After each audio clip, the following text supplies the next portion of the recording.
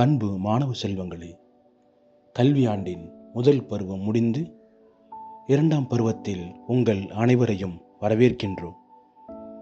முதல் பருவத்தில் சந்தித்த சவால்கள், சறுக்கல்கள் யாவும் நமக்கு நல்ல படிப்பினைகளை கற்றுத்தந்திருக்கும். இந்த பருவம் மிக குறுகிய பருவம். இந்த இரண்டாம் பருவத்தில் நாம் வெற்றி பெற பின்பற்ற வேண்டியது பொமடோரோ விதி மட்டுமே. இது இத்தாலியில் கண்டறியப்பட்டு சோதிக்கப்பட்ட ஒரு வெற்றிகரமான விதியாகும்.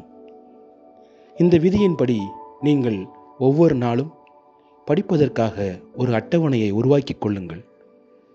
25 நிமிட தீவிர படிப்பிற்கு பிறகு 10 நிமிட ஓய்வு.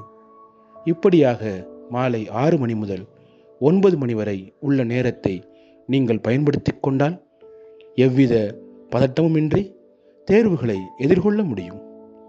இந்த விதியினை பின்பற்றி தேர்வில் நல்ல மதிப்பெண்கள் பெற வாழ்த்துக்கள்.